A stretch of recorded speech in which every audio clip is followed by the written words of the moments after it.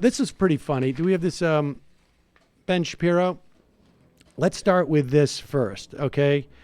So there's a Hoover Institute Identity Politics panel that was announced. I think it's happening. The Hoover Institute is this. It's pretty right wing, Hoover Institute, and here is the panel. It's about identity politics, brought to you by Andrew Sullivan, Heather MacDonald Of the Blue Lives Matter fame? No, different Heather MacDonald. Oh, is it? Is it?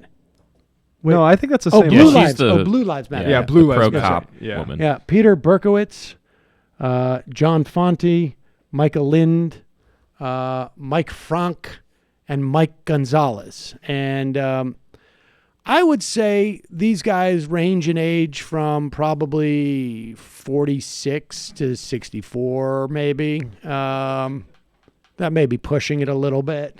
Yeah, 50. Yeah. I basically could say, like, they're in their 50s, all those guys. And I do mean guys, except for, of course, Heather MacDonald. She's one of the guys. And if you are not watching this, you should know that they are all seemingly Caucasian. And so the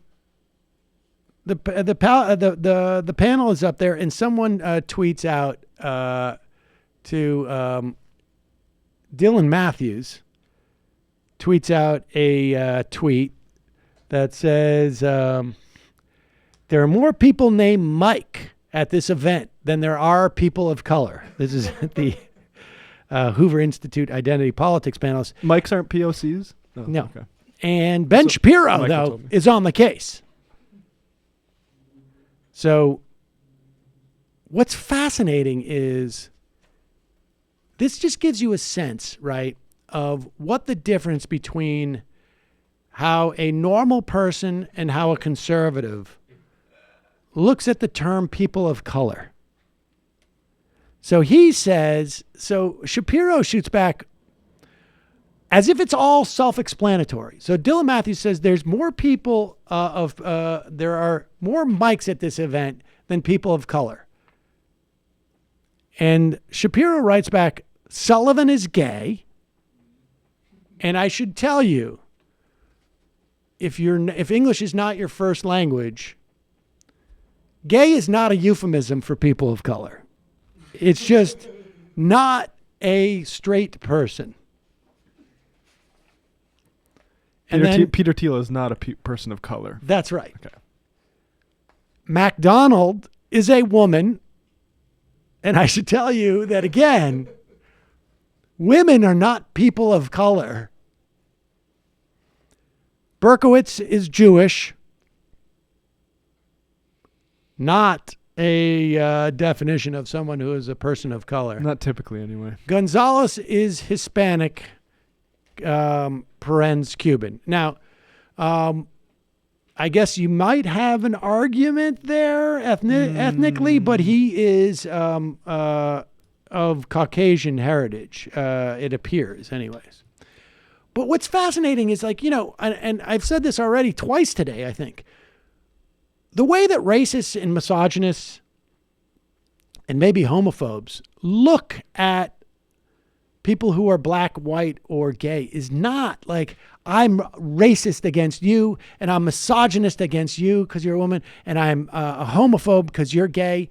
It's, I don't like any of you because you're not like me. It's just this basic notion of, like, you're the other, which is what my point is about somebody who voted for Obama saying, like, look, I'm not going to have two non-normal presidents in a row. We just had one non-normal one. I want to go back to a normal one.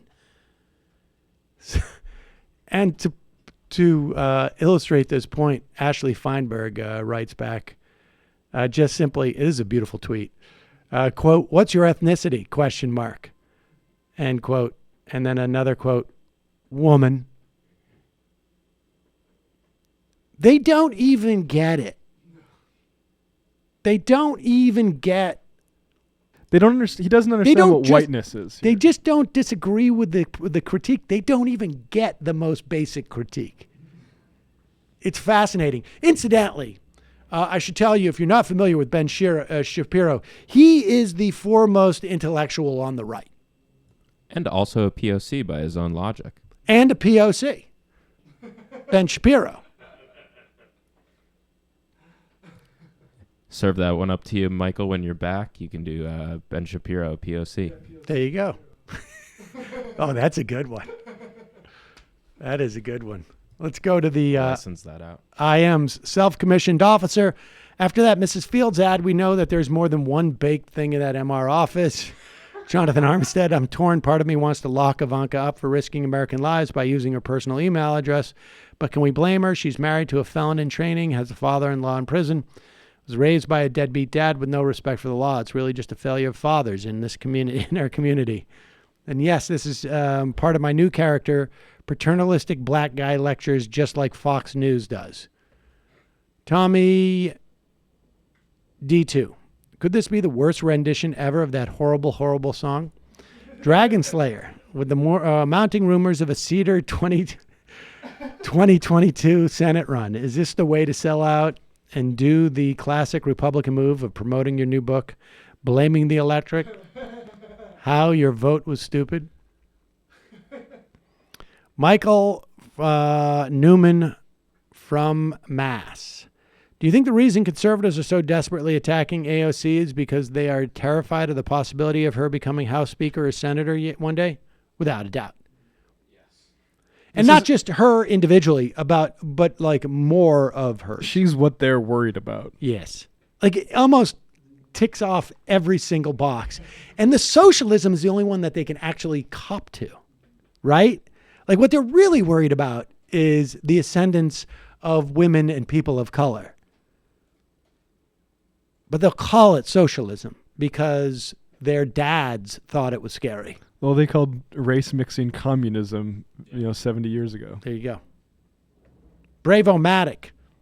The only problem they have now, is that 70 years ago when they talked about communism, you had the evil Soviet Empire, right?